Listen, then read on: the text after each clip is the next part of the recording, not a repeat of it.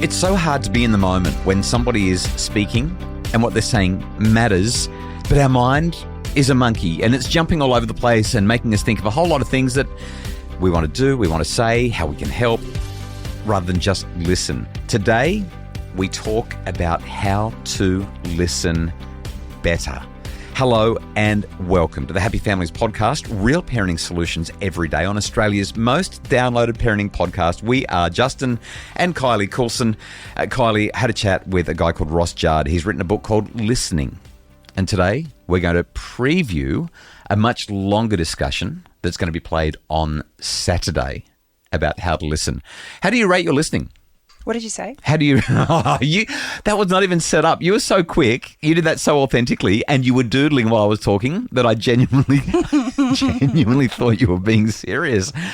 Got me for half a second. I asked Ross the question, how can we listen better? And I loved his response. Check this out. I would put that in 3 steps. First one is don't try to do it all the time. Don't try to listen better every single minute of every day. That's just late, that's just too hard. So look for and recognize the moments. Look for those special moments when you can tell there's a deeper issue.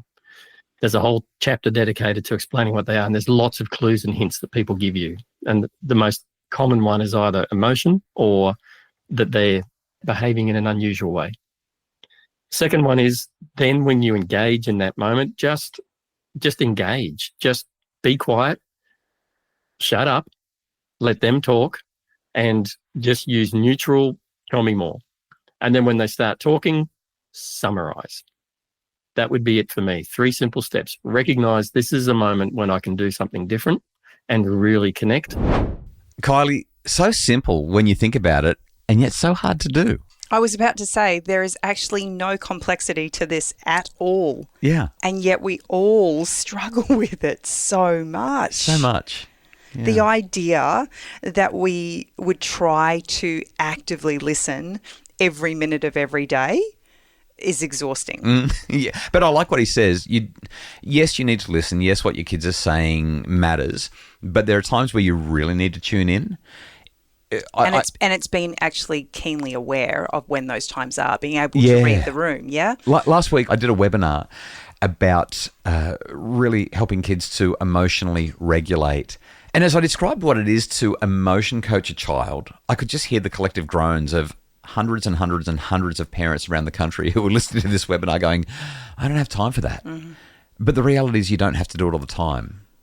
Being present and being discerning. Key moments, yeah. Yeah. Of course, the more you can be present for your kids, the better. But life is busy.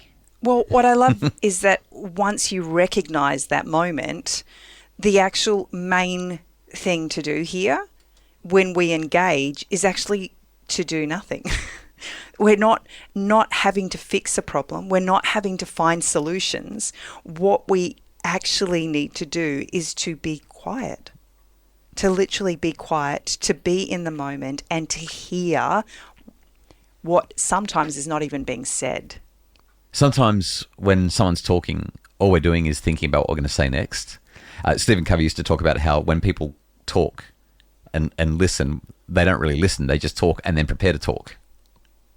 And I remember Lisa D'Amour saying, when it comes to the way we communicate, quite often it just feels like we've got these little, trinkets that you buy on holidays and you put them up on the bookshelf.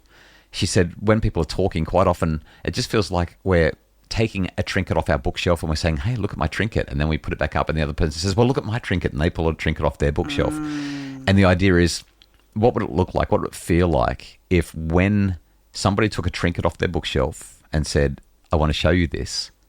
What if we said, can I become really carefully and closely acquainted with this? Can I touch it? Can I feel it? Can I experience it the way you experienced it? I'm not worried about my bookshelf anymore. I just want to understand what it is that made you want to share this with me. Yeah. The other night I was talking with a friend who has never used Marco Polo before. This is your favorite app. Oh my goodness. If you are not familiar with Marco Polo, Kylie gets on Marco and what, you and your friends leave each other hour-long messages. Well, so here's the thing. Just yes or no? Yes, we do. Yes, we do. It's not regular. An hour long is not regular. One-way conversation. Somebody will just be driving and Marcoing you, and they'll talk for an hour for their entire drive from like Brisbane to the Gold Coast, and then send a new. Then you've got to listen for an hour. It's this asynchronous monologue. So I was trying to explain to this friend Right. who has not used it before, and she couldn't understand it at all. And a mutual friend that I communicate with on Marco had shared it with her and was showing her how to use it. Yeah. And her daughter had actually said, you know that Marco is just Snap for old people. Snapchat for old people. I love it. But as we talked about it, I kind of shared with her, I said, you know how sometimes you're having experiences in your life and you actually just need to talk it out? And I said, and when you share it with somebody, they're so busy trying to fix the problem that you actually never get the rhythm of being able to just pour it out. Because they don't take the ride, they take the wheel. They start diverting the conversation into all the different ways that they want to take it. Yes, and they've got a solution for everything. And it's like, no, I don't need the solution right now. I need to actually just sit in this pain and have a big whinge or have a big cry or whatever it is. And so I actually see Marco often as just being the therapy of just being able to talk it out. And my friends and I both recognise that from time to time we might just put it on speed 2, because it's not that they're wanting a response. We actually just need to share it with somebody else. Yeah. So back to Ross and what he had to say. It ties in quite a lot here. He says, just look for clues. If they need to communicate, they'll give you the clue that they need to communicate, then engage, and then summarise. And I love this. I love this because what it does is it allows the person who's sharing with us to know that, number one, they've been heard.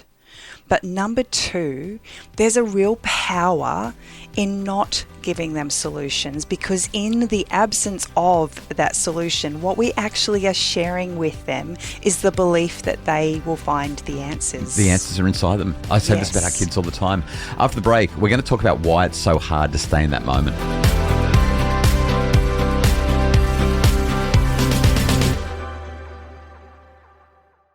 Okay, Ross Judd is the author of a book called Listening. We'll link to that in the show notes. Had a really delightful conversation with Ross talking about listening, especially in a parenting context. And I asked him, why is it so hard to be in that moment? I mean, I would say there's probably not many things that are harder to do in our experience. Like as humans, that has to be one of the hardest things that we could ever do. That ability to just keep your mind out of the equation and focus on what they're saying is just incredibly difficult. And the only way I've personally found to do it is by this concept of summarizing. So when I really need to listen to someone, it's like a conscious thought process that almost hurts. I'm concentrating on what they're saying and repeating it back in my head so I can repeat it back when they're finished and summarize what they've said when they're finished. It's the only way I've found to quieten all of, I refer to them as monkeys as well. It's like you've got monkeys chattering away in your brain. Yeah. It's the only way to quiet those voices. Kylie, how do you stay present when there's so much going on and you want to say so much? You listen and then you summarize. I mean, so this is the big challenge. I love how he acknowledges that there's pretty much not much harder a thing for us to do than to be present in these moments and to quiet the monkey mind. Yeah. I love the idea of the monkey mind because I feel it so often going off in my brain. The challenge we have is that when we hear someone talking to us, we're actually listening through our own life experiences and perspectives. We're actually, it's going through that funnel of, oh yeah, I've done that before. Yes, I know how that feels. I've experienced that or whatever. And we're ready to show them through our empathetic response of, yeah, I've done that. I've been there. I've felt that we hear them. But what we actually do is shut them down. We stop them from being able to continue the flow of their thought process and thinking. So for me, what I take away from everything, this is actually a practice in stillness. love that. This is a practice in stillness, and that's why we suck at it, because as humans, We're being not still, it's so unnatural for us. Yep. The book is called Listening. Ross Judd is the author. We hope you enjoyed this very quick preview of what was It was a delightful conversation. And we're going to play the whole interview on Saturday for your weekend listening while you're doing the yard work or going for a walk or just having a few moments, maybe strolling the aisles of the supermarket and getting the don't know. Do you listen to a pod when you're shopping? I can't do that. I've got to concentrate on what I'm picking up off the shelves. I might run over an old lady if I do something like that. That's not even funny. I don't know why I'm laughing at that. That's terrible. I can't believe you said that.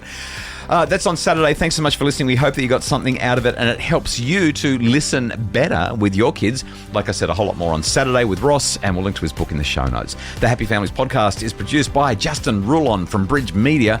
If you would like more information and more resources to make your family happier, visit us at happyfamilies.com.au. And tomorrow on the pod, a conversation you don't want to miss. Your child will see pornography. We're going to tell you what you need to know. That's the Happy Families podcast tomorrow.